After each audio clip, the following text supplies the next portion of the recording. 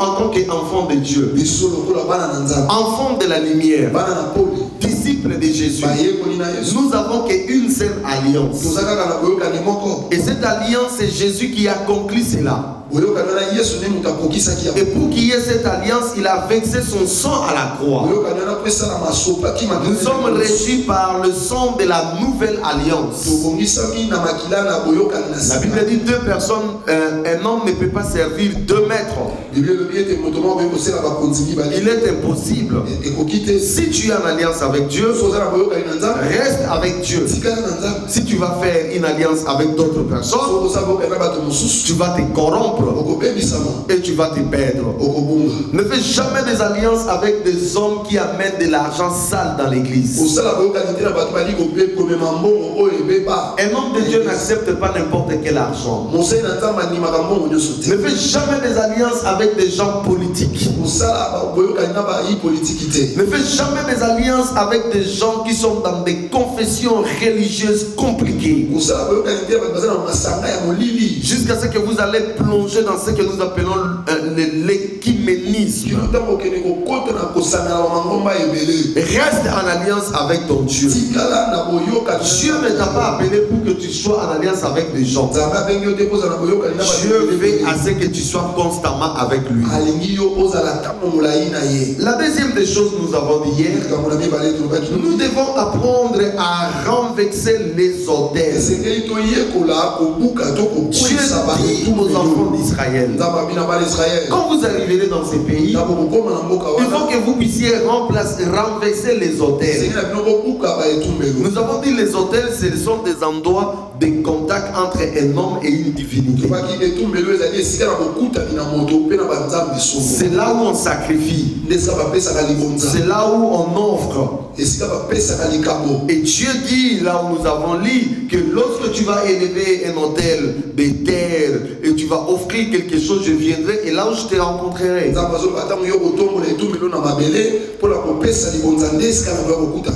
Mais nous avons vu que beaucoup des hommes de Dieu, ils ont reçu des appels, ils ont reçu des ministères, mais ils n'ont pas détruit les hôtels qui ont été amenés.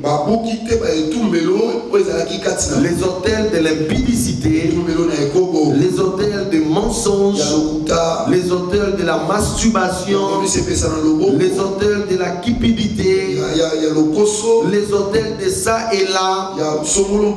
Et le diable va les laisser pendant un moment. Mais lorsque le ministère va un tout petit peu essayer de s'élever, parce que nous avons dit que l'hôtel c'est un endroit où on peut rencontrer une divinité, et que cet hôtel-là est dans ton cœur, alors le diable viendra te rencontrer. Et il va commencer à détruire ta relation avec Dieu.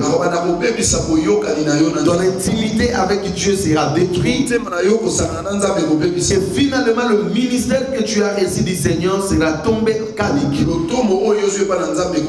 Voilà pourquoi beaucoup de gens étaient dans l'impudicité. Quand ils sont venus au Seigneur Jésus, ils n'ont pas réglé totalement leurs problèmes d'impudicité. C'est pour cela, après quelques temps, c'est l'impudicité qui se manifeste. Parce que cet hôtel n'a pas été détruit. Si tu veux aller loin avec Dieu, il faut que tu détruises tous les hôtels. Que tu sois réellement transformé à une autre personne. Voilà pourquoi la parole de Dieu nous dit, si quelqu'un est en Christ, il est devenu une nouvelle créature. Toutes les choses anciennes sont passées, et voici toutes choses sont devenues nouvelles. Dieu, et c'est par le pouvoir de l'esprit sur la régénération,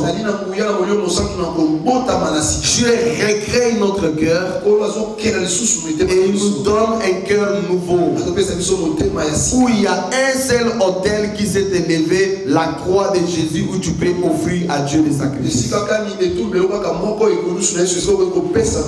Troisième chose, nous avons dit, beaucoup de gens servent Dieu sans pour autant les connaître. Nous avons vu une génération qui s'est levée après la mort de Josué. Après la mort des anciens d'Israël qui ont été avec Josué. Une génération s'est élevée, mais cette génération ne connaissait pas Dieu. Mais cependant, ils servaient Dieu. Ils respectaient les sabbats. Ils allaient dans des synagogues. Ils portaient l'arche de l'alliance. Ils faisaient des sacrifices. Mais ils ne connaissaient pas Dieu. Servir Dieu sans connaître Dieu est très dangereux. Si vous voulez réellement servir Dieu, il faut commencer d'abord à connaître ce Dieu. Dieu n'est pas pressé à ce que nous lui servons. Dieu a des milliers d'anges qui sont au ciel en train de les servir. Ce n'est pas toi qui vas s'empresser pour servir. C'est que Dieu veut d'abord dans ta vie que tu puisses les connaître. C'est pour cela Paul, lorsqu'il prie pour les Éphésiens, il dit: je prie que Dieu vous illumine les yeux de vos cœurs, afin que vous puissiez arriver à comprendre, à connaître Dieu. Cherche d'abord à connaître Dieu. Qui est Dieu? Quels sont ses principes? Qu'est-ce que Dieu veut pour ta vie? Et après, tu peux les servir. Mais nous avons vu une génération qui servait Dieu sans les connaître. Et ils se sont livrés dans des scandales terribles. C'est très dangereux, bien aimé. La quatrième chose, nous avons vu que cette génération a abandonné Dieu. Ils se sont dit: mais finalement, on va continuer à servir un Dieu qui ne croit pas. Non, ils ont tout simplement abandonné Dieu. Et combien de gens au milieu de nous aujourd'hui ont abandonné Dieu? Je connais des hommes de Dieu puissants qui ont été à l'avant-garde de l'évangile. Lorsqu'on parle de l'évangile de Jésus, on citait leur nom. Mais aujourd'hui, ces gens ont abandonné complètement Dieu. Ils sont allés dans l'occultisme. Hier, ils ont dénoncé l'occultisme. Aujourd'hui, ils sont dans l'occultisme. Et ils disent: Satan et Dieu, c'est la même chose. Regarde comment nous abandonnons Dieu. Pourquoi ces gens abandonnent Dieu? Parce qu'ils veulent des positions. Ils veulent des belles voitures. Ils veulent une vie de luxe. Ils veulent une vie où les gens vont les faire des courbettes. Ils veulent une vie où le machu vit. Le pouvoir. Voilà pourquoi ces gens ont abandonné Dieu. Parce que Dieu est tellement jaloux. Et Dieu ne partage pas sa gloire. À tout moment, lorsque tu commences à chercher la gloire de Dieu, Dieu va te précipiter. Or, ces gens ont pris la place de Dieu. Dans leur prédication, c'est eux-mêmes. Dans tout ce qu'il fait, il n'y a plus Dieu. C'est eux-mêmes. Alors que notre évangile, comme Paul dit, lorsque je suis venu vers vous, je n'ai pas cherché à connaître une autre chose. Si ce n'est Jésus-Christ et Jésus-Christ crucifié. L'évangile que nous prêchons, c'est un évangile christocentrique. Jésus doit être au centre. Et nous ne devons pas apparaître. Il faut que nous puissions disparaître afin que Jésus soit élevé. Un homme de Dieu qui commence à chercher à être élevé, il sera tout simplement précipité Voilà pourquoi ces gens ont été abandonnés de Dieu. Parce qu'ils ont abandonné Dieu. Ils ont suivi leur propre voie. Ils font des grosses calicots. Vous chercherez le nom de Jésus, il n'y en a pas. C'est son nom à lui seul qui est là. Dieu ne prie avec eux. Ils ont divorcé avec Dieu. Ils prêchent Dieu, mais tout en abandonnant des gens Dieu. Et aujourd'hui, par la grâce de Dieu, je vais vous montrer quelque chose de très grave de ce qui se fait aujourd'hui dans les églises. Et parce que ces gens ont abandonné Dieu, ils devaient remplacer Dieu par une autre chose. C'est pour cela le cinquième point, nous avons parlé de l'idolâtrie.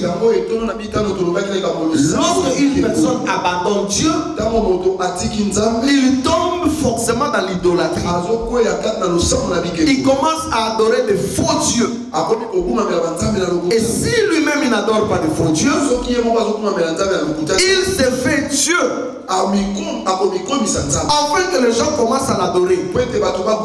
Voilà pourquoi plusieurs ministères aujourd'hui sont considérés comme des dieux. Normalement, on devait avoir des hommes de Dieu. Mais maintenant, nous avons des hommes de Dieu. Il y a une différence entre un homme de Dieu et un homme de Dieu. Un homme de Dieu, c'est un esclave. C'est un serviteur. Il élève un homme qu'on appelle Yoshua Hamashiach. Mais un homme de Dieu, il tire la gloire. On chante pour lui, on danse pour lui, on prêche lui, on fait tout lui. Et ça, c'est très grave. L'idolâtrie est entrée dans l'église. Au point où même des églises dites de réveil, ils mettent des photos de Jésus. Est-ce que quand Jésus vivait, il y avait des appareils photo? Qui avait tiré Jésus la photo? Jésus n'a pas de photo. Toutes ces photos que vous voyez, ce sont des démons. Je suis désolé pour toutes les églises où vous allez. Où vous voyez statue à gauche, statue à droite, quelle que soit la statue d'un homme ou d'une divinité quelconque, c'est de l'idolâtrie. Je suis désolé pour mes amis catholiques. Parce que toutes ces statues-là, ça va amener les gens en enfer. Je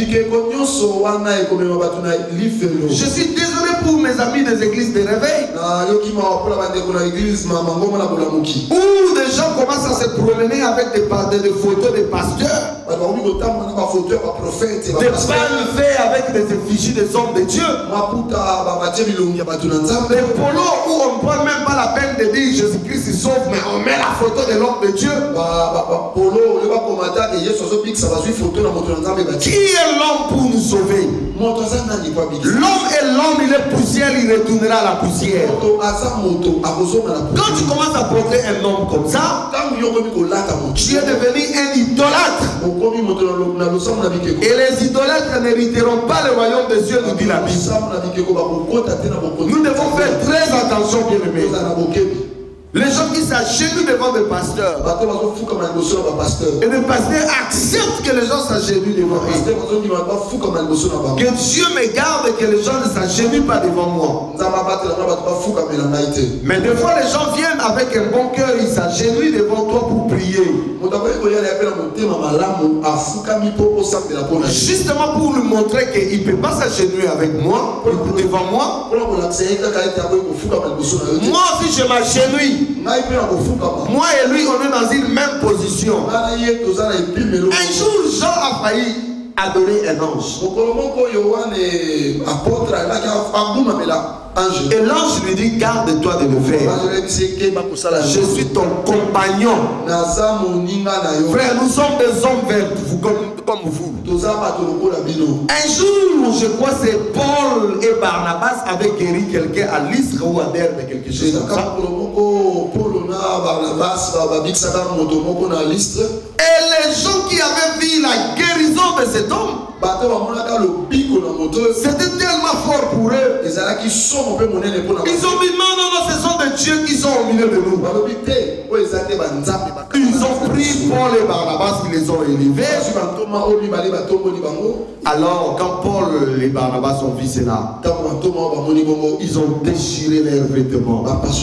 Ils ont dit, oh frère, nous sommes des hommes comme vous. Un homme de Dieu, même si Dieu passait par moi pour te guérir, ne venez pas dire Dieu de Blaise m'a guéri, et Blaise m'a guéri, Blaise m'a guéri. Non! Dis Jésus m'a guéri.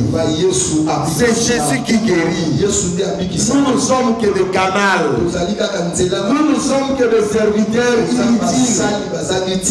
Descends. Laisse Dieu être élevé. Et là où c'est là où il y a les combats.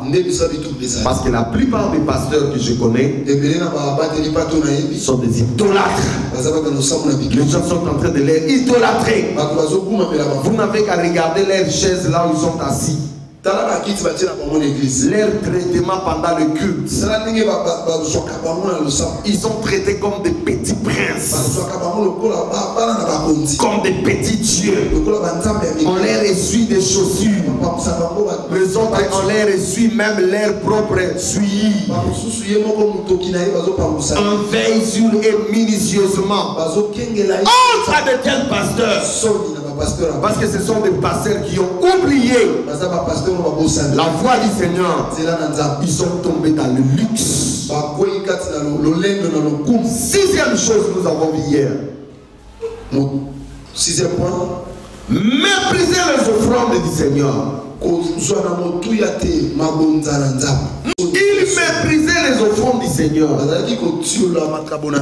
Quand quelqu'un venait offrir, quand quelqu'un venait donner à Dieu, et ils se sont fabriqués des fourchettes à 3 dents. C'était des sacrificateurs. Quand ils passaient, il voit une belle viande, il met la fourchette à 3 dents, il ramène toute la viande qu'il veut. Et c'est comme ça qu'ils ont offensé Dieu. Et nous avons dit que les fourchettes à 3 dents existent encore aujourd'hui. C'est l'ensemble des stratégies que les pasteurs ont mis en place pour soutirer l'argent des gens. En inventant toutes sortes de offrandes. Offrande du prophète, offrande d'anniversaire. Même si tu es chômeur, il faut donner l'offrande du chômage. Offrande du travail. Offrande des diplômes. Offrande de machin. Ce sont des marchands du temple. Consultation prophétique. Avant d'être baptisé, il faut de l'argent. Avant de faire tout, c'est l'argent. L'argent à gauche, l'argent à droite. Et même une conférence comme ça, il faut payer l'argent. Bien aimé, où est-ce que nous allons? Alors que la parole de Dieu nous dit, vous avez reçu gratuitement, donnez aussi gratuitement. Et ils disent, nous avons reçu gratuitement, mais nous nous sommes sacrifiés. C'est pour cela qu'il faudrait que nous puissions retirer de l'argent. Le marchand du temple, qui vendent de l'eau, qui vendent des pochettes, qui vendent de l'huile d'onction, qui vendent des trompettes pour chasser les démons. Le marchand du temple, qui vend de la nourriture, de nourriture sanctifiée, qui va te donner la bénédiction. Le marchand du temple qui vous vend des habits, elle achète des habits en Guangzhou là-bas. Elle vient avec ça. Elle vous trompe que non, ce sont des habits sanctifiés. Si vous portez la malédiction, ça va partir. Des voleurs. Que le Seigneur me donne la force et la longévité de continuer à dire à ces gens que vous êtes des voleurs. Arrêtez de voler le peuple de Dieu. Laissez le peuple de Dieu donner gratuitement comme ils veulent. Que chacun donne comme il a résolu dans son cœur. Sans contrainte, ni tristesse. Car Dieu aime celui qui donne avec joie. Le marchand du temple, tout est devenu argent. Des paniers devant quand quelqu'un prêche, on vient déposer de l'argent. Vous avez vu ça dans quelle Bible? Tout est devenu l'argent. Même pour le baptême, pour faire plonger quelqu'un dans l'eau, donne l'argent. Et la délivrance, il va te créer un démon qui n'existe pas. Ma soeur, si tu ne te maries pas jusqu'à présent, c'est parce que tu as un masque de dinosaure.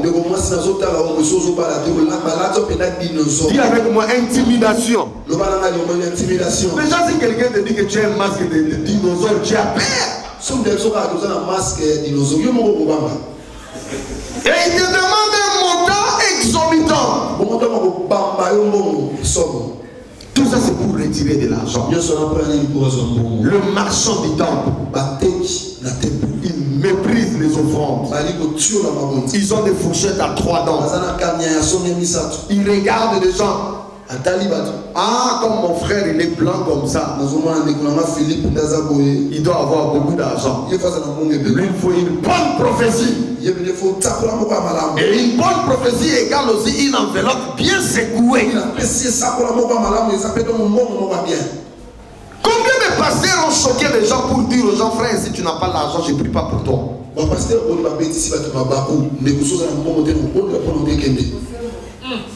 Et ils ne veulent pas le franc congolais. Et puis, ils veulent les dollars. Comme si Dieu mangeait les dollars. Laissez-moi te dire ce matin, Dieu ne mange pas les dollars. Dieu ne mange pas les francs congolais. Ni les euros. Dieu mange l'adoration de ses enfants. Arrêtez de tromper quelqu'un dans Dieu. Tu donnes à quel Dieu? Il a dit l'or et l'argent m'appartiennent. Et l'argent dont on est en train de parler, ce n'est pas les dollars. L'argent dont on est en train de parler dans la Bible ici, c'est les métaux. Dieu dit l'or en tant que métaux et l'argent en tant que métal m'appartient à moi. Il ne dit pas que le dollar lui appartient. Dieu sait que le dollar appartient à la réserve fédérale américaine. Dieu sait que le franc congolais appartient à la banque congolaise. Voilà pourquoi un jour on a amené l'argent, une pièce. On lui pose la question, de qui appartient cet argent? Qu'est-ce que tu parles de cet argent? Il regarde, parce qu'il savait que ce n'était pas son argent. Il a dit rendez à César ce qui est à César. Ça appartient à César. Ce n'est pas à Dieu. On vole le peuple. On dit que non, l'or et l'argent appartiennent. Tu as amené l'argent, amené le dollar. Vous ne comprenez pas la parole. Paul n'a pas prêché l'argent. Il dit ceci: je savais vivre dans la disette, je savais vivre dans la pauvreté. Qui y a l'onction plus que Paul dans notre génération? Mais Paul vivait dans la disette, il vivait dans la pauvreté. Il y avait des temps où ils ne savaient pas manger. Il y avait des temps où ils ne savaient pas boire. Mais dans tout cela, il disait ceci. La grâce de Dieu me suffit. La grâce de Dieu me suffit. Amen. Et aujourd'hui, ici, on te voit un homme de Dieu comme ça. On te dit, frère, tu es rempli d'un esprit de pauvreté. Frère, toi, tu n'as pas une voiture. Tu es vraiment un pasteur. Mais tu n'as pas encore découvert des choses. Voilà des gens qui s'affectionnent aux choses de la terre. La Bible nous dit de ne pas aimer le monde, ni des choses qui se trouvent dans le monde. Si Dieu me bénit avec une voiture, c'est juste pour un transport. Ce n'est pas pour me montrer. Oh, bien-aimé dans le Seigneur, j'ai la voiture la plus belle de l'assemblée. Tu vas aller en enfer avec ta voiture. Dieu ne regarde pas la voiture, Dieu regarde le cœur. Nous ne venons pas ici pour montrer des voitures. Nous venons ici pour offrir à Dieu un sacrifice agréable. Un culte. C'est ça Dieu.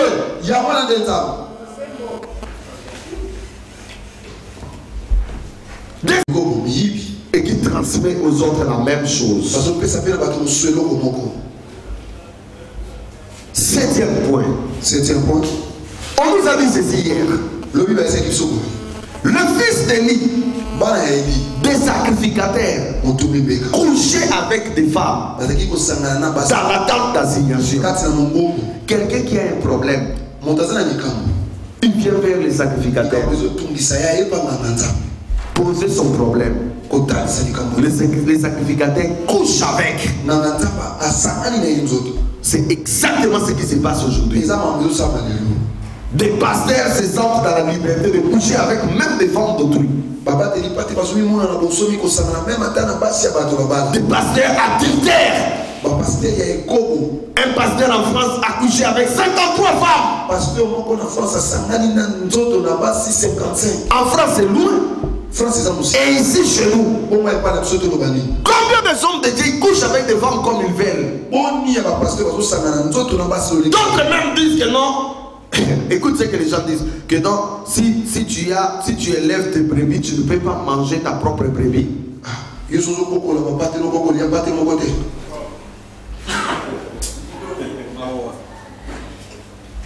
C'est la honte. La honte lorsque aujourd'hui des païens ne veulent pas que des pasteurs s'approchent de leurs femmes. Parce qu'ils savent qu'ils vont aller avec eux. Quand l'enfant va dans l'église, on l'empêche. Parce qu'on voit la beauté de l'enfant. Le pasteur finira toujours par coucher avec. Hier, le pasteur, c'était quelqu'un de sécurisant. Tu pouvais lui laisser sa femme, elle instruit ta femme, elle parle avec ta femme, tu vois ta femme changer.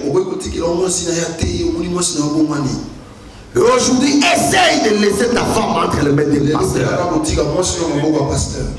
Tu vas pleurer. La honte. La même chose que les serviteurs de sacrificateurs, le fils d'Élie faisait. C'est ce que les pasteurs font aujourd'hui. Ils n'ont pas de scripture. Ce sont des maniaques sexuels. Je dis bien des maniaques sexuels. Dans des pays bien développés, il faut prendre de tels gens, les coffrer, ils ont des problèmes psychologiques.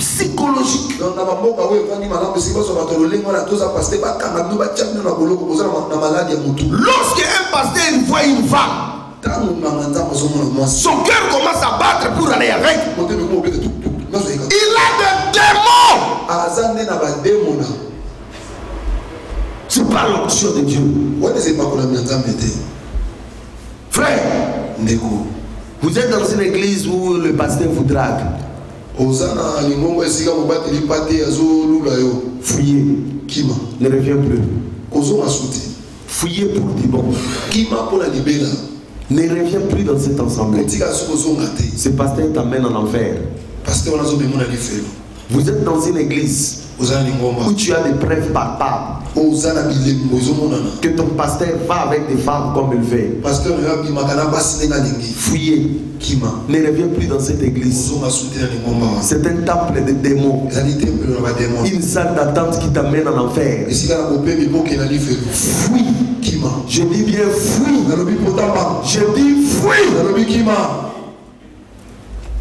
Et quand il viendra te chercher à la maison, de lui pasteur ne vient plus chez moi. Cette parole est dure pour écouter, frère. Si Paul était dans notre état, il allait prêcher comme ça. 8e chose j'ajoute aujourd'hui. 8e point toujours la cupidité. Dis avec moi cupidité. Cupidité. Cupidité. Cupidité. Lisons dans 1 Samuel au chapitre 8. Versets 1 à 3. Qu'est-ce qui a fait que les hommes de Dieu puissent se corrompre? La cupidité. Lokosoya mongo. Versets 1 à 3. Comme 8e point. La Bible dit, lorsque Samuel devient vieux, il établit ses fils juges sur Israël. Son fils premier-né s'est nommé Joël et le second Abijah. Ils étaient juges à Beersheba. Le fils de Samuel ne marchèrent point sur ses traces. Ils se livrèrent à quoi? Ils se livrèrent à quoi? Recevez quoi? Et violer la justice. Tous les anciens d'Israël s'assemblèrent et vinrent auprès de Samuel à Rama. Ils lui dirent, voici tu es vieux et tes fils ne marchent point sur tes traces. Maintenant établis sur nous un roi pour nous juger comme il y en a chez toutes les nations. Samuel vit avec des plaisirs qu'il disait, donne-nous un roi pour nous juger. Et Samuel pria l'Éternel. L'Éternel dit à Samuel, écoute la voix du peuple dans tout ce qu'il te dira, car ce n'est pas toi qui les rejettes, c'est moi qui les ont rejetés. Nous disons Amen. Samuel, un grand juge en Israël. Samuel, Israël. Il devient vieux. Il s'est plus se déplacer comme il était jeune. Il n'a plus la force de se mettre là à juger comme il faisait quand il avait encore la force. Et il va prendre ses enfants, il va les établir juges partout à Beersheba. Mais la Bible dit, ses enfants ne marchent pas selon ses traces. Ils n'ont pas marché dans la crainte de Dieu. Ils se sont livrés à la cupidité. La cupidité. Pour eux, c'était l'argent. Que tu aies tort, que tu aies raison, que tu aies marché, pas leur problème, c'est l'argent. Colossiens nous dit ceci. Au chapitre 3, le verset 5. Faites donc mourir les membres qui sont sur la terre, l'impudicité, l'impureté, les passions, les mauvais désirs et la cupidité qui est aussi l'idolâtrie. Pour Paul, la cupidité est aussi une forme d'idolâtrie. Donc si vous êtes cupide, vous ne pouvez pas avancer avec Dieu. Votre ministère va mourir. Parce que la cupidité, c'est l'idolâtrie. La cupidité, c'est ce désir de vouloir toujours avoir l'argent coûte que coûte. Même là où il ne faut pas trouver l'argent, toi tu vas trouver l'argent. C'est comme quelqu'un me faisait rire. Il dit, ah, ce type, il aime bien vendre des véhicules. Même quand il n'a pas de véhicule, même s'il trouve seulement l'aile d'un avion, il va mettre le pneu devant comme voiture. Il y a des gens tellement qui prient. Tout pour eux c'est l'argent. Il est prêt à tout. Pourvu d'avoir quoi? L'argent. Ils sont prêts de tuer. C'est pour cela aujourd'hui nous avons des empoisonnements. Il sait que mettre le poison, quelqu'un va mourir, mais à cause de l'argent, cupidité. Combien de gens se trahissent à cause de l'argent? Cupidité. Frère, la cupidité c'est un mal terrible qui ronge aujourd'hui notre monde. Écoute ce que 2 Pierre dit. Pierre dit ça dans son épître, dans 2 Pierre au chapitre 2-3. Par cupidité. Est-ce qu'il y a des gens qui ont des Bibles avec eux? J'aimerais que nous puissions lire ça ensemble. La Bible dit par il faut quoi? Au moyen des paroles et qui menacent depuis longtemps la condamnation et dans la ruine par cupidité. Ils vont essayer de trafiquer au moyen de paroles trompeuses. Je suis beaucoup la télé, mon télé ici. J'entends ce que le pasteur prêche. Au lieu de me le et si coquille. Tu as mangé beaucoup de légumes, ça suffit. Les enfants ne font que manger le poisson, c'est la sorcellerie. Vous êtes locataire, et coquille. Tu es locataire, ça suffit. Il a maman le premier, il est 30, il coquille. Le même habit du 1er au 30, ça suffit. Vous pauvres bandits de tata, comme dit la maman, il coquille. La pauvreté a commencé depuis tes parents jusqu'à toi, ça suffit. Il faut tout casser. Aujourd'hui, nous allons couper. Il y a qu'un enveloppe, il y a qu'un enveloppe. Mais tu dis déjà à quelqu'un, il est pauvre, tu lui demandes encore l'enveloppe. Tu lui dis que son père était pauvre, lui-même pauvre, mais tu lui demandes l'enveloppe.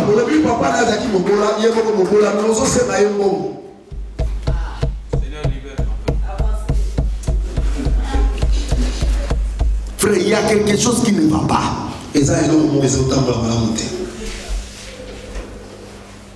Au moyen de paroles trompeuses, on trompe les gens.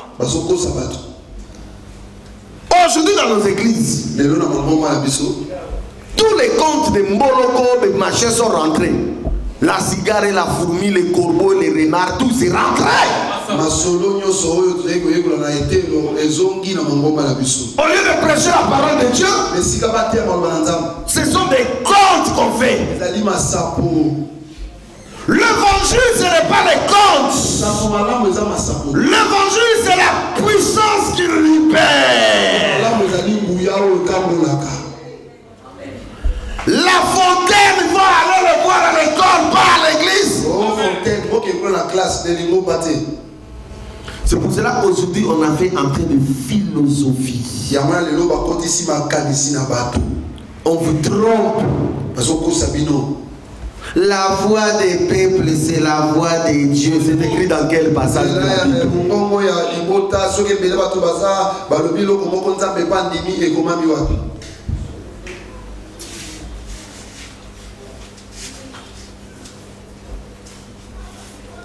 Des pasteurs sont devenus spécialistes en mensonges.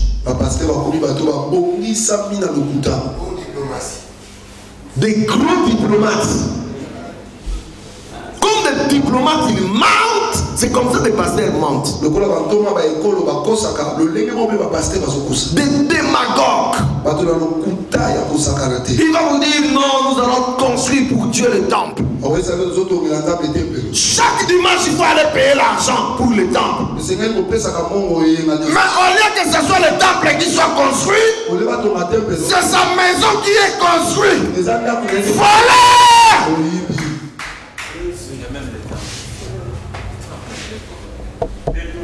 Et puis il y a des temples, depuis qu'on a commencé à construire jusqu'aujourd'hui, ça n'a jamais fini. Vous avez payé, vous avez payé, vous avez payé. Avec votre argent, il couche avec les femmes. Avec votre argent, il se tape des voyages. Avec des voyages, il va aller acheter un chien, je ne sais pas moi, à $18 000. Et puis il vient vous dire ça à l'église. Moi, le Seigneur commence à me bénir énormément.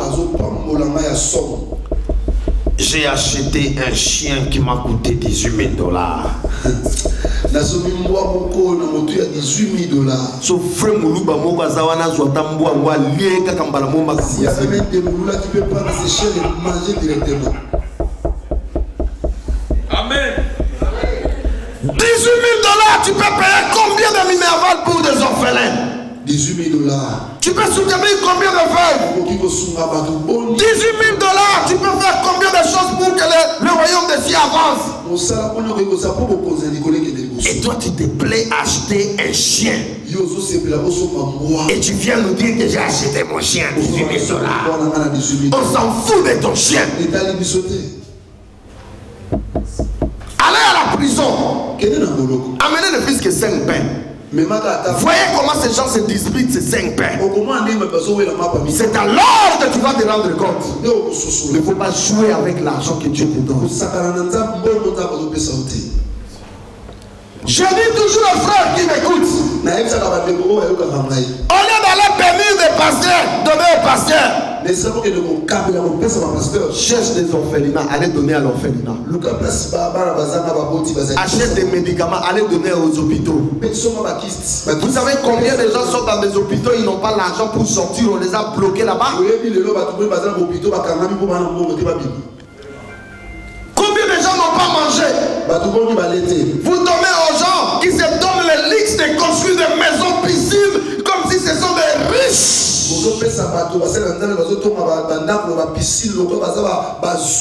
Et ce qui choque encore, ils étalent leurs richesses. Et ils se tapent la poitrine. Je suis l'homme de Dieu le plus riche de la terre. Va au diable avec ton argent. Tu n'as pas honte. Dieu nous appelle pas à être des riches. Dieu nous appelle, il a dit ceci, à chaque jour suffit sa peine.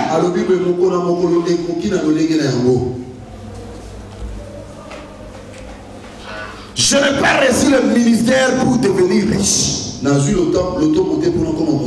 J'ai reçu le ministère pour que les gens entrent au ciel. Manger ou ne pas manger, ce n'est pas mon problème. Chaque fois lorsque le Seigneur me donne le souffle de vie, je prêche la parole. Comme Paul dit à Timothée, que l'occasion soit favorable ou non, prêche l'évangile. C'est ça un homme de Dieu.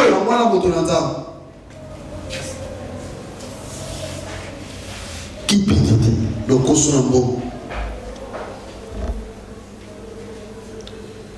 2 Pierre 2,14, il nous dit encore quelque chose. 2 Pierre 2,14, ils ont les yeux pleins d'adultère. Frère, vous allez me lapider pour rien. Ce n'est pas moi, c'est la Bible. Ici, il ne parle pas aux païens. Il parle aux faux pasteurs, aux faux prophètes, aux faux docteurs, aux faux frères. Ils ont les yeux pleins de quoi? Et ils sont insatiables de péché.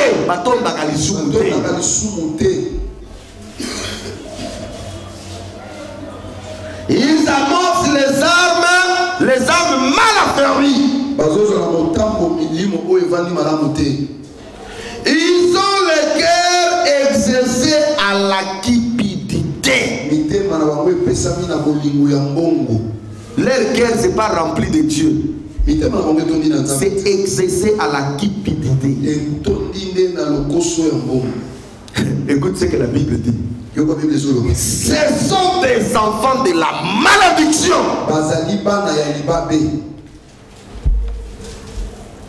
Tous ces pasteurs adultères là que vous connaissez,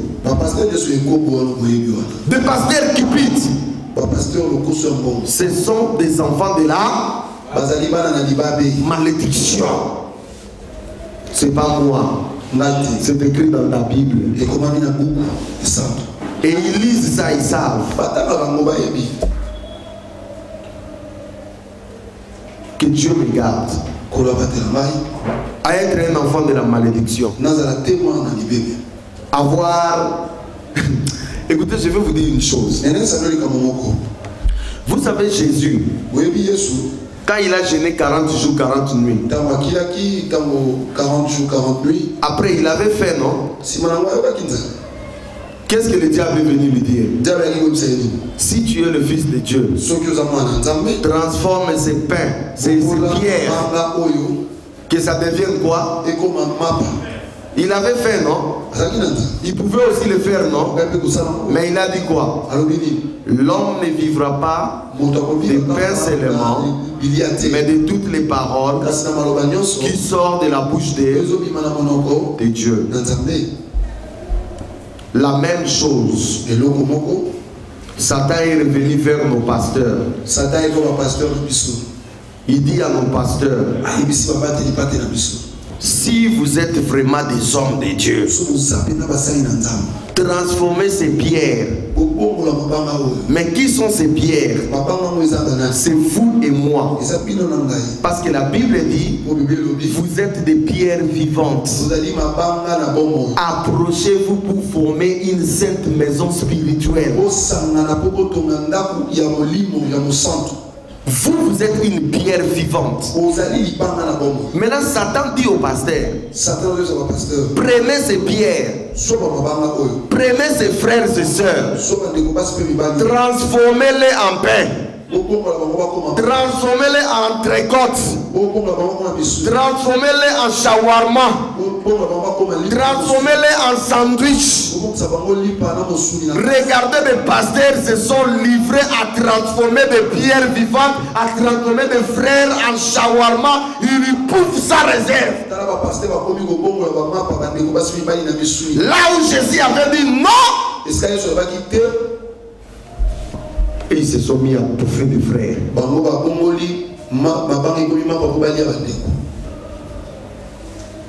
C'est grave. Et ça passe. La cupidité. Le consommation.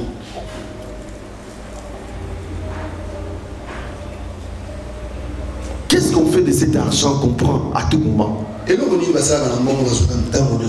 des hommes de Dieu qui viennent devant le peuple de Dieu avec des habits pleins de griffes, pleins de machins, de cachets partout. Kasamoto, Yamamoto, Gianni Vergette, tous ces noms-là, ce sont des noms des occultistes.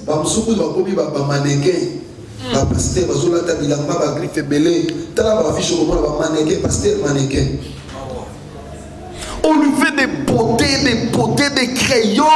C'est la malédiction, frère.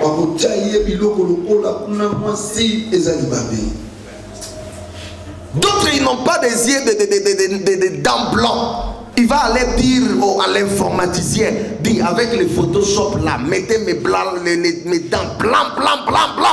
Donc on lui change avec le Photoshop, vous regardez, on t'entend de telle personne.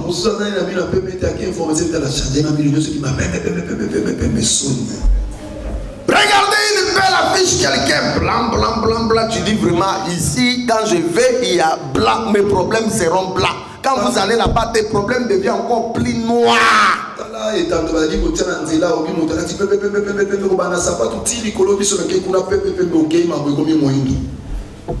Cupidité. Moi, votre pasteur, Je ne mets pas n'importe quel habit. Si tu me vois mettre une veste, ça doit être une Gianni Versace. Gianni Versace, c'est un PD. Si tu me vois mettre une veste, ça doit être Yoji Yamamoto. C'est un occultiste. Et toi, tu es qui finalement?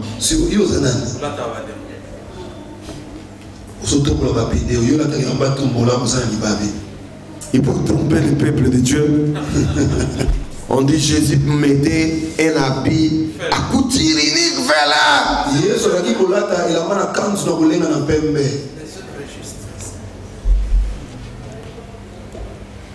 Bon, Jésus il mettait comme ça. Paul lui il a mis quoi? Il a dit j'ai souffert du froid. À l'hiver, à l'Asie là-bas, Paul souffrait du froid. Il a dit à l'un de ses compagnons, quand tu vas venir, amenez-moi mon manteau. Amenez-moi mon manteau, il fait froid. Mais si c'était à notre époque aujourd'hui, on allait dire Paul a un ministère de pauvreté. Oui,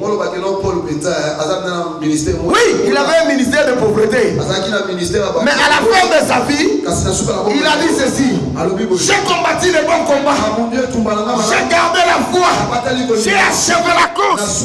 Maintenant, la couronne de la justice m'est réservée. Je préfère finir pauvre, mais la couronne de la justice me soit garantie. La Bible me dit que c'est à un homme de gagner toute la terre s'il perdait son âme.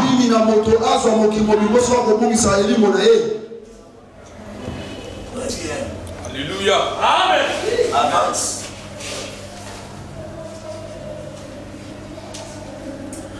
Moi, le jour où un pasteur fera l'erreur de m'appeler dans sa conférence, la bagarre va commencer. Il y aura la bagarre, frère.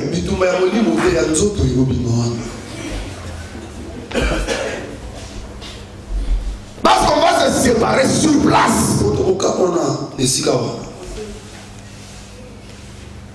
Je vais dénoncer même ces offrandes qu'on met devant là. Je vais les dénoncer.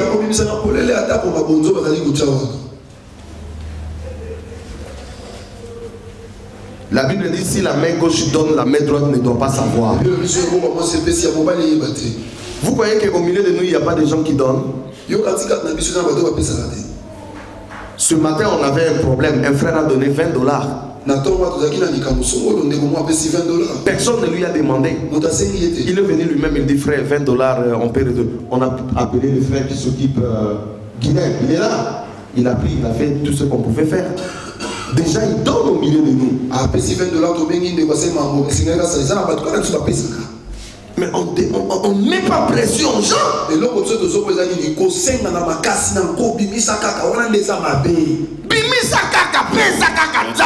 Que la personne donne librement. Et lui-même, le pasteur, n'a jamais donné.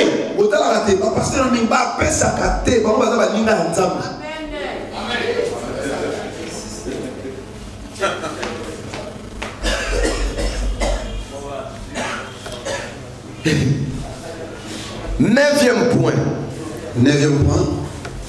La Bible dit, non seulement les enfants de Samuel se livraient à la cupidité,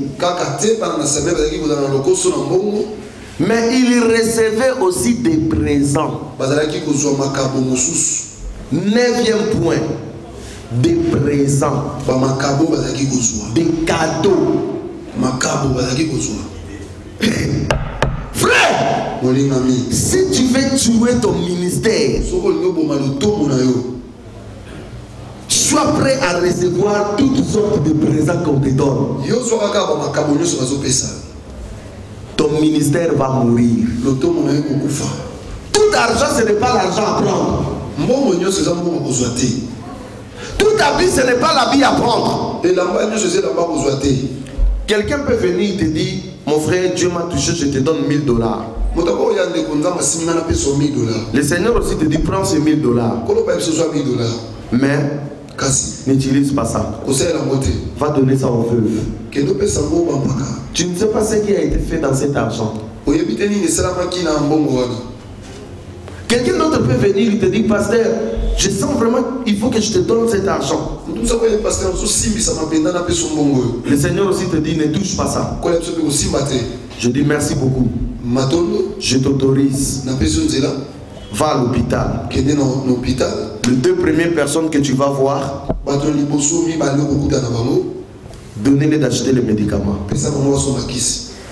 Ne sois pas prêt à prendre l'argent de n'importe qui. Pasteur, je t'ai acheté une veste. Une jolie veste. Mais tu ne sais pas que cette veste-là vient d'un marabout.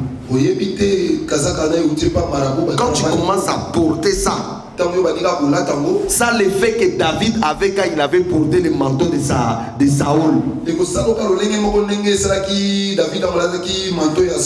devenu lourd. Il va combattre Goliath, mais il sent quand il met un pas comme ça, il n'arrive pas. Il a dit, viens Saoul. Pardon, je te respecte, tu es roi. Mais le jour où moi j'ai combattu les lions, je n'avais pas ton manteau à toi. Le jour où j'ai tué l'ours, je n'avais pas le manteau. Il a levé le manteau. Il a dit, Dieu m'a appris à combattre en son nom. Pourquoi le ministère meurt? Pourquoi? Vous prenez n'importe quoi. Qu'est-ce que la Bible nous dit de présent?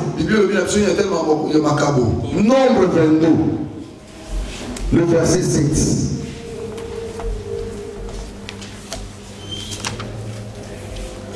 Nombre 22, le verset 7. La Bible dit, les anciens de Moab et les anciens de Madian partirent, ayant avec eux de quoi? Des présents pour les devins. Ils arrivèrent auprès de Balaam et lui apportèrent les paroles de Balak. Lorsqu'on est allé chercher Balaam, les anciens ont amené avec eux des présents. Ils ont dit non, il ne faut pas aller chercher Balaam comme ça. On l'a amené vraiment des enveloppes bien secouées. Et comme il avait reçu les présents, il s'est senti obligé d'aller. Dieu lui dit, ne pars pas. Mais lui, il avait déjà reçu des présents. Il dit non, Dieu m'a dit de ne pas partir. Et demain, il vient encore.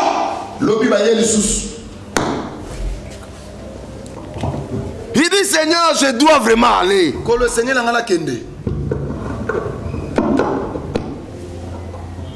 Le Seigneur lui regarde, il dit, va. Mais ce n'était plus la volonté parfaite de Dieu.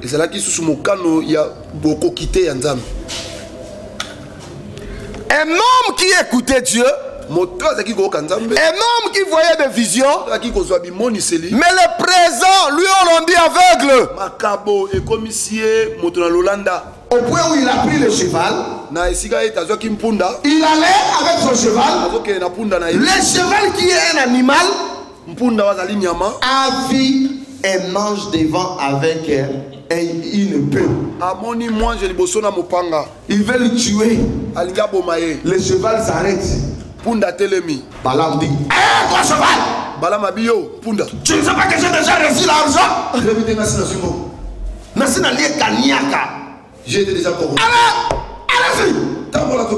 Punda dit, le cheval qui dit non, non. Moi je ne pars pas. Non, il dit, ce cheval est en train de se moquer de moi. Hein? Allez, chicote, tu vas partir. Le cheval dit, Moi je ne parle pas. Pour t'habiter, non. Il dit, je vais te tuer si tu ne parles pas. Moi on m'attend là-bas. On m'a déjà donné l'argent de déplacement. Je sais que quand je vais faire le ministère là-bas, j'aurai encore quelque chose. Je vais à la suite. Je vais aller pour t'habiter. Moi je ne vois pas, je ne parle pas. Et pour montrer comment l'homme de Dieu était tombé plus bas. Vous savez ce qui s'est passé? Dieu va ouvrir la bouche. Vous savez ce qui s'est passé? Je veux l'abandonner ou pas? La neige qui commence à parler. Mais je suis toujours avec toi. Quand tu me donnes des ordres, je vais toujours. Mais aujourd'hui, tu ne vois pas que je ne parle pas. Il y a un ange qui est là avec l'épée, il va nous tuer pour rien. L'homme de Dieu aveuglé. À cause de quoi? De présent. Je vais vous dire une chose. Quand quelqu'un vit dans l'impudicité, quand quelqu'un est une deuxième femme, quand quelqu'un vole dans l'entreprise, toi tu sais, il vient. Oh, bonjour pasteur. Bonjour, ça va? Oui, vraiment, c'est pas comme une entreprise. Il vole à l'entreprise, il vient ici, pasteur. Pasteur, Dieu m'a dit, je reviens des voyages, et pendant que j'étais dans ces voyages-là, j'ai dit, je ne peux pas laisser l'homme de Dieu. Sors un peu, tu vas voir. Qu'est-ce que tu veux encore dire là? Et l'homme de Dieu sort. Il voit une 4x4 climatisé. On dit l'homme de Dieu. Les clés aussi. C'est pour toi. Tu as exaucé ta prière. L'homme de Dieu sait que c'est un voleur. Vous savez ce qui va se passer à ce moment-là? Mon fils, mets-toi à genoux. Oh, Dieu du ciel. Toute la bénédiction sur lui. Toute la bénédiction. Mais il a pris quelque chose d'un voleur. Restez-les. Dis-moi, à partir de ce moment-là, même quand l'homme de Dieu apprend que cet homme-là est sorti avec une fille dans l'église, il va parler encore quelque chose. Les jours vont, on va lui dire, remettez-vous.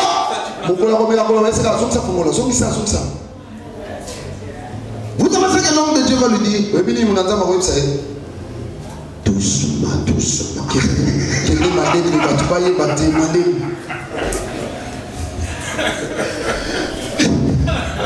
Compromission.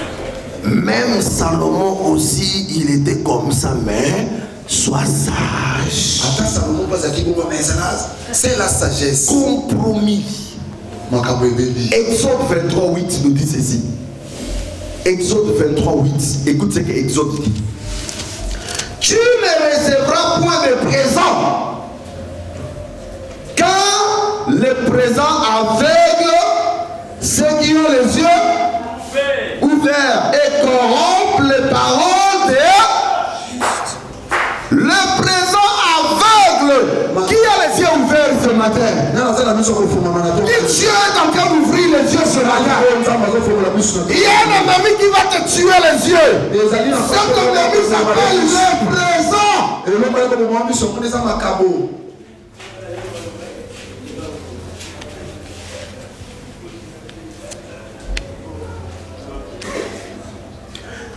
Il y a d'autres personnes, quand tu lui donnes, il ne refuse pas. Il faut un dimakaka. Il ne peut qu'accepter.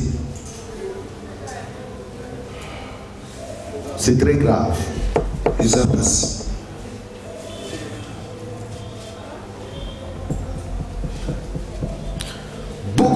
pasteurs, ils sont morts parce qu'ils ont reçu des présents qui étaient préparés par le monde des ténèbres.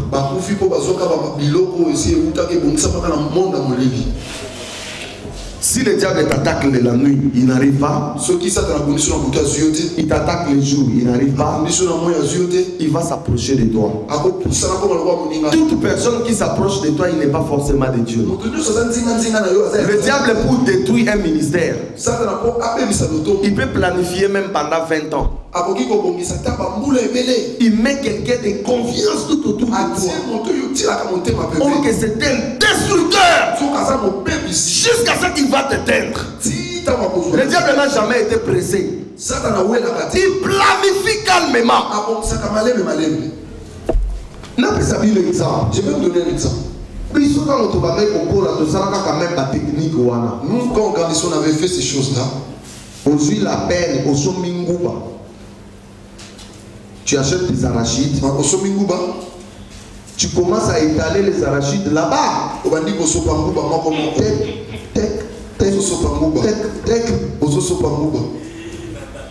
Jusque dans la maison. La poule. Soso. Il croit que c'est une première fiction. Il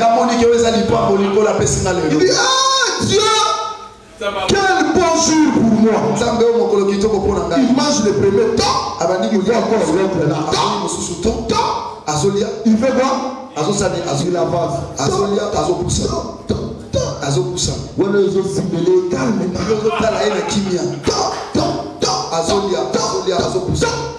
Il entre dans la maison. Et toi tu fermes la porte. Sors maintenant ici. Tu le prends, tu dis quoi? L'histoire est terminée. C'est comme ça que beaucoup de hommes de Dieu sont morts. Le diable a commencé à les piéger.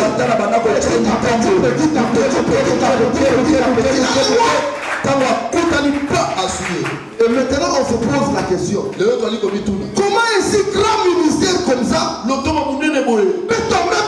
Non, ça ne va pas tomber directement. Ça a commencé à tomber depuis longtemps.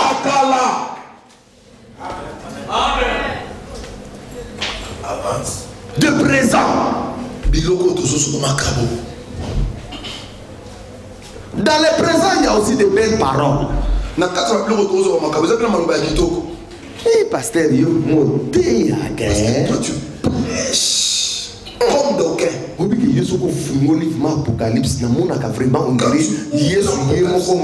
C'est comme si Jésus lui-même parle. Il a une sœur comme ça. Apprends à dire merci à Jésus, pas moi.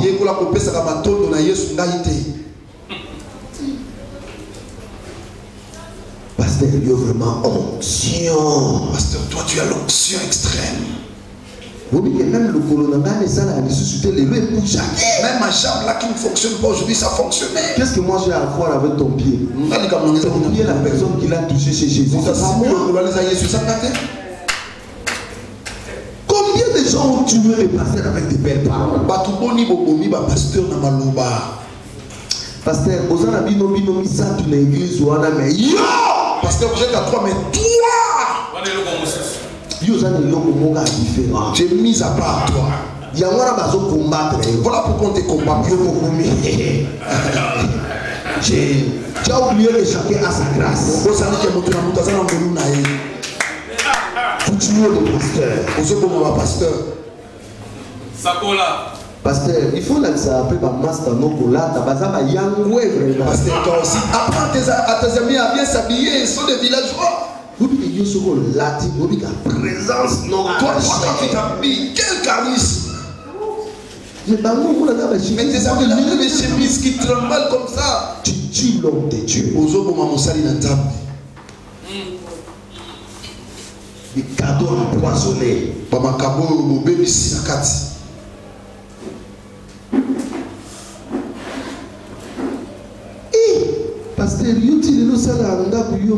Pasteur, juste aujourd'hui, toi-même, tu arranges la maison. Par semaine, 2 fois ou 3 fois dans les cacanas. Moi, j'ai ces fardeaux-là de venir arranger ta maison. Même 2-3 fois par semaine. Les cabouilles dans la liouana. Tout ma pasteur célibataire, frère. Ok, Si tous les pasteurs célibataires faites attention. Elle vient et la range. Constituer la relation.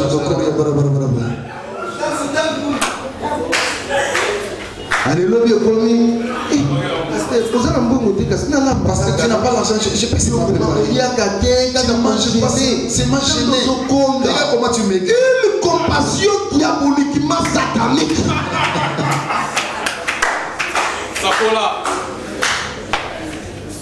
Yo kokomi ba liaka c'est mange. Jour nous sur le bout d'ailleurs ça l'ambignon tu vois avec elle a déjà bien préparé. Elle part le matin, mais ce jour-là, elle attend jusqu'au soir. Et pasteur, Dieu est venu. Moi-même, je vais te servir aujourd'hui. On sert les pasteurs. Les pasteurs mangent. Ah, Kito.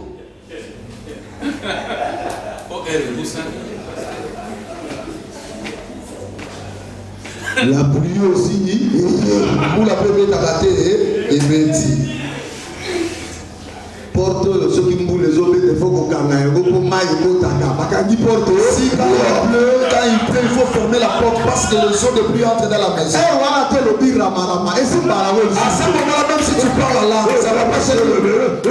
Et si Malissi, je sais, on va pas tenir. C'est tu n'as pris dans le piège. Le son, quoi, il a mon temps.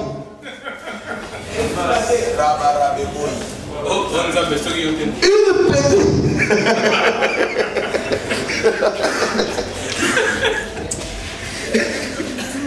Écoutez, Yoga. Un frère et une sœur sont allés prier. Ils ont jamais prié. Très loin là-bas dans une forêt à deux.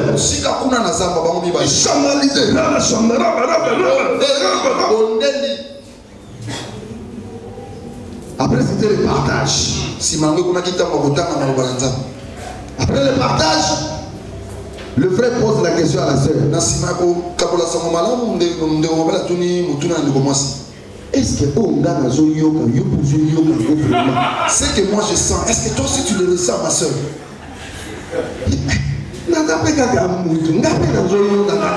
Mais je suis humain, moi aussi je ressens la même chose. Transformé à une autre chose. Le sambo est bon, tu es déjà tombé dans le piège dès le départ. Au seul point qui n'a mon tambo, où t'es bandé là? Amen. Il y a d'autres personnes qui viennent vous rencontrer. Le Seigneur te dit, que ces messieurs-là ou ces femmes-là ne te rencontrent pas, que quelqu'un d'autre qui soit. Problème n'est ici la carte. Chaque jour, la nuit, il y a d'autres personnes, leur problème n'est plus jamais fait. Chaque moi, c'est à part de même la femme du pasteur. Mais toi, avec cette soeur-là, c'est quoi le problème? Oh non, travail, il n'y a pas de travail progressif. Le salaire, un homme de Dieu qui se respecte. Quand tu as fait le travail, appelez une sœur donne-la la responsabilité. Sois fruit. Ne t'habitue pas avec les gens.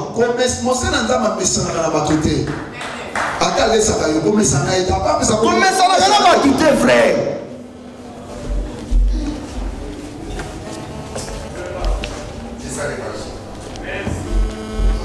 Frère, pour que tu arrives jusqu'à la fin et garder ta couronne, il y a des sacrifices à faire. Disciple égale discipline. Il a ici discipline.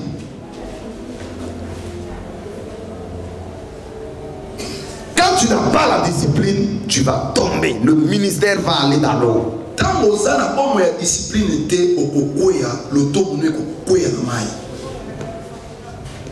Nous sommes tous soumis à des mêmes tentations. La différence, c'est comment tu as négocié cela. Parce qu'à la base, la Bible dit aucune tentation ne peut aller au-delà de votre force.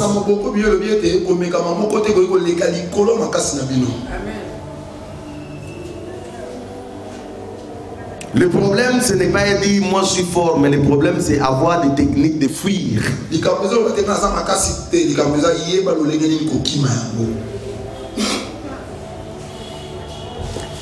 Dixième point. La Bible dit, ces gens violaient la justice. La justice était trafiquée.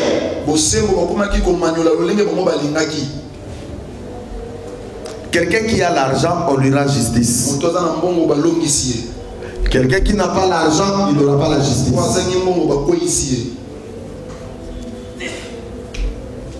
C'est ce qui se fait aujourd'hui dans nos églises. Celui qui a l'argent a toujours raison. Celui qui n'a pas l'argent, il a toujours tort. Celui qui est toujours du côté du pasteur, même quand il fait une bêtise, on sait quand même les couvrir. 2 semaines, repose-toi 2 semaines, tu ne vas pas prêcher. Après 2 semaines, il y en a Jésus. Alléluia, alléluia. Après 2 semaines, il revient encore. Il couche encore avec une autre femme. Je vais vous dire une chose, je vais vous choquer avec une vérité. Les gros des problèmes dans nos assemblées, il n'y en a que 3. Premier problème, l'impudicité. Deuxième problème, la cupidité. Troisième problème, l'idolâtrie de pasteur. Ce sont des 3 choses qui ruinent l'église. Peut-être que tu trouveras un pasteur qui n'est pas impudique, mais qui pite. Peut-être que tu trouveras un pasteur qui n'est pas cupide, qui n'est pas dans l'impudicité, mais qui est idolâtre.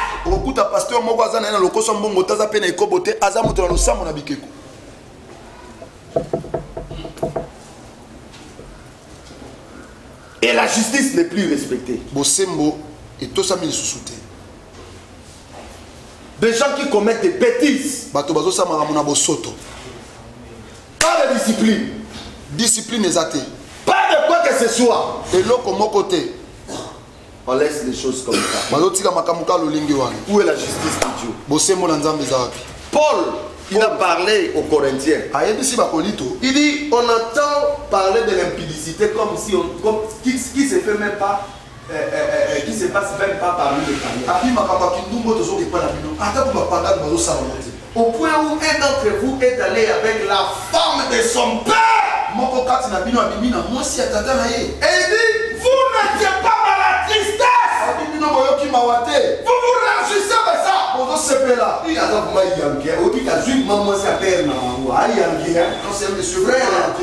il a pris la femme de son père. Frère, où est la justice? Alors, des personnes comme ça, on devait normalement les ôter au milieu de nous. Parce que la Bible dit, ôtez les méchants du milieu de vous.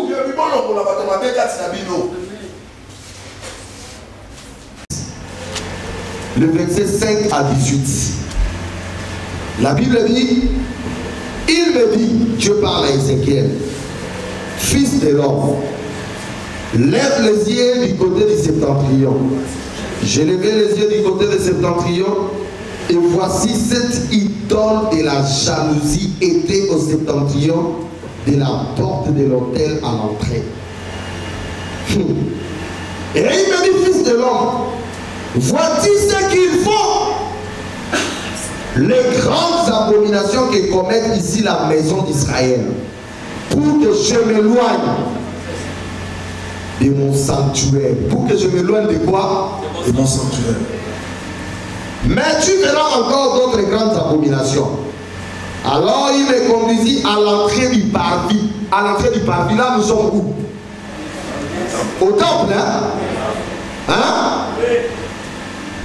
J'ai regardé et voici il y avait un trou dans le mur. Il me dit, fils de l'homme, perce la muraille. Je perçais la muraille et voici il y avait une porte. Et il me dit, entre et vois les méchantes abominations qu'ils commettent ici. J'entrais et je regardais, et voici il y avait toutes sortes de figures de reptiles et de bêtes abominables, et toutes les idoles de la maison d'Israël peintes sur les murailles autour. Je ne sais pas si vous êtes en train de comprendre. 70 hommes. Ils étaient qui? Des anciens de la maison d'Israël, au milieu desquels était Jazania, un sacrificateur, fils de Shaphan, se tenait devant ses idoles, chacun l'ascensoir à la main, et il s'élevait une épaisse nuée ensemble. Il me dit, fils de l'homme, voici ce que font dans les ténèbres les anciens de la maison d'Israël. Chacun dans sa chambre, plein de quoi? De figures. Car ils disent, l'Éternel ne nous voit point. L'Éternel nous a fait quoi? Abandonner le pays. Et il me dit, tu verras encore d'autres grandes abominations qu'ils commettent. Il me conduisit à l'entrée de la porte de la maison de l'Éternel, du côté de Septentrion. Et voici, il y avait des femmes assises qui pleuraient Tammuz, le dieu de la fécondité. À côté des temples, il pleurait Tammuz. Et il me dit, voici, fils de l'homme, tu verras encore d'autres abominations plus grandes que celles-là. Il me conduisit dans le parvis intérieur de la maison de l'Éternel. Et voici à l'entrée du temple de l'Éternel, entre le portique et l'autel. Nous avons lu hier entre vous, hier ce texte, entre le portique et l'autel. Qui doit se tenir là? Le sacrificateur. Mais ici on nous dit, entre le portique et l'autel, il y avait environ 25 hommes tournant le dos au temple de l'Éternel et le visage vers l'Orient. Ils faisaient l'occultisme. Et il se prosternait à l'Orient devant le Dieu soleil. Et il me dit, vois-tu, fils de l'homme, est-ce trop peu bourré, ainsi de suite. Frère, mon ami, à chaque fois quand je lis ces textes, mon cœur dans le temple où Salomon avait construit, la gloire de Dieu était descendue. Le peuple de Dieu a commencé à approcher les idoles petit à petit. Ils essayaient Dieu. Il prend le Dieu Tammuz, le Baal, Astarté, toutes ces divinités-là, ils approchaient ça tout autour du temple. Jusque dans le parvis. Jusque dans le parvis intérieur. Ils ont placardé des figures de ces dieux-là. Et qui était en train de faire ça? Les anciens. Et la Bible dit, dans leur chambre, ils avaient des idoles. Et il disait quoi? Dieu ne nous voit pas. Ils étaient dans l'occultisme. Mais quand ils se tenaient devant le peuple, ils tenaient le Torah. Mais ils sont dans l'occultisme. Après avoir fait des sacrifices, ils vont adorer Tammuz. Ils vont adorer Astarté. Devant les hommes, on donne l'apparence d'être avec Dieu. Mais dans les coulisses, ils avaient l'air Dieu. Et c'est ce qui se passe aujourd'hui. Et vous savez ce qui s'est passé? Dieu a dit à Ézéchiel, c'est trop. je ne peux plus supporter. Je dois abandonner le temple. Et la Bible dit, un jour, dans la vision, Ézéchiel est en train de regarder. Il voit des chérubins commencer à battre leurs ailes, accompagnés de roues. Parce que Dieu n'est pas assis sur une chaise. Ceux qui croient qu'au ciel là-bas il y a une chaise et que Dieu est assis, laissez-moi te dire que Dieu est très lourd, la chaise de Dieu lui poser. Dieu est assis sur le chérubin. Ce sont des chérubins qui portent la gloire de Dieu. Et la Bible dit Ézéchiel, il a vu le chérubin. Et pendant qu'il voyait le chérubin, la gloire de l'Éternel commençait à quitter le temple. Le temple de Jérusalem, il y avait la gloire. Les chérubins commençaient à porter. Et les chérubins sont partis. Dieu venait d'abandonner le temple. Et la Bible dit, les chérubins sont allés à l'est de la ville. Ils sont allés se positionner là-bas. Le temple n'avait plus la gloire. Le temple avait les liens saints des saints. Mais il n'y avait plus Dieu. Le temple avait toutes sortes d'hôtels. Mais il n'y avait plus Dieu. Le temple avait le tabernacle. Mais il n'y avait plus Dieu. Les gens continuaient à venir à offrir à Dieu. Mais Dieu n'était plus. Il était déjà parti. Encore des idoles. Encore du mélange. Quelque temps après, Ézéchiel va voir encore les chérubins commencer à battre leurs ailes. Et ils sont partis avec la gloire de Dieu faire les montagnes à l'Orient. Et vous savez ce qui s'est passé après? Quelque temps après, le temple a été détruit par les Babyloniens. Parce qu'il n'y avait plus la gloire de Dieu. Si Dieu était dans le temple, les Babyloniens n'allaient pas détruire ça. Parce que Dieu n'était plus. Les Babyloniens ont eu le courage. Pourquoi nos églises sont devenues des cimetières? Parce que Dieu est parti. Dieu était là. Au début, quand on gemait, quand on priait, quand on l'invoquait, un cœur sincère, il était là avec nous. Mais quand on a tourné trop à Dieu, Dieu aussi nous a tourné trop. Il est parti. Mais les gens ne se rendent pas compte que Dieu est parti. Ils continuent à faire de belles prédications. Mais Dieu n'est pas là. Amen. Alléluia. À la place de la présence de Dieu, on a remplacé des stratégies. On a commencé une prédication comme ça, pour chuter comme ça. Ça c'est la philosophie de l'homme. Il faut qu'il y ait les synthétiseurs. Sans les synthétiseurs, l'église sera froide aujourd'hui. Ça c'est la stratégie des hommes. J'ai vu Jésus prêcher. J'ai vu Paul prêcher. Il n'y avait pas de baffes. Il n'y avait pas de synthétiseurs. Il n'y avait pas de musiciens à côté.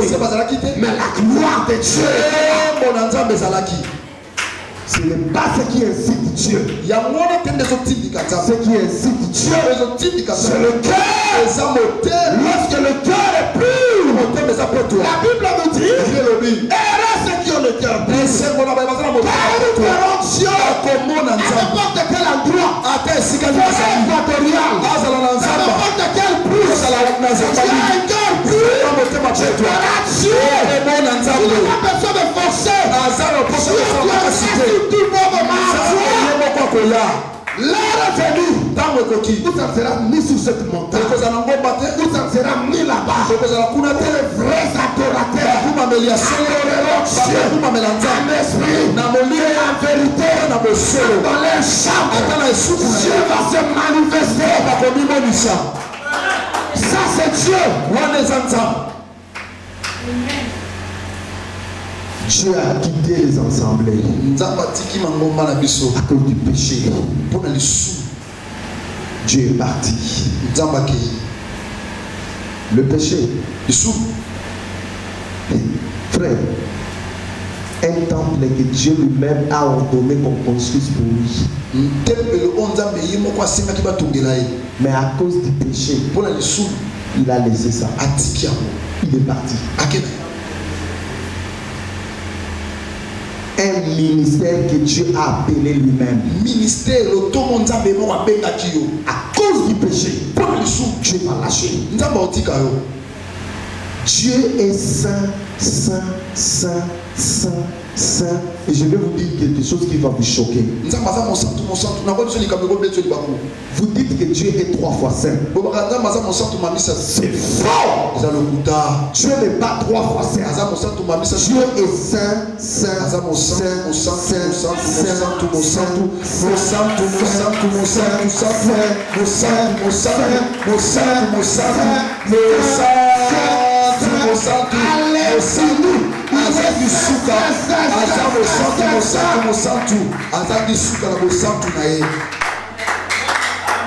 la sainteté de Dieu n'a pas de limite.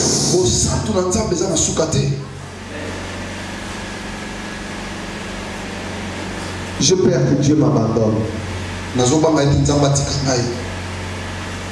Quand Dieu t'abandonne, les démons remplacent. L'occultisme remplace. Je peur que Dieu m'abandonne. Que tout le monde m'abandonne. Mais sauf Dieu. Si Dieu est toujours avec moi, même dans la vallée de l'ombre de la mort, il me fera ressortir. La question que je vous pose avant la pause, est-ce que tu es toujours avec Dieu? Ou tu as abandonné Dieu? Quand tu es avec Dieu, tu passais des nuits dans l'adoration. Personne ne te poussait. Tu n'avais pas de santé. Tu n'avais pas quoi que ce soit. Toi-même tu chantais, tu adorais Dieu. Dieu était avec toi. Quand tu es avec Dieu, tu peux prendre la décision de jeûner 3 jours. Tu es arrivé jusqu'à la fin. Mais depuis que tu n'as pas Dieu, quand tu commences le jeûne, quand on arrive seulement à 11h, tu commences à trembler. Moi, médecin m'a dit ça. Moi, médecin m'a dit ça. On commence à trouver des excuses. Parce que Dieu ne prie avec toi. Quand tu es avec Dieu, tu lisais la Bible. Personne ne te poussait. Mais quand tu n'avais plus Dieu, la Bible, tu le lis juste pour prêcher. Quand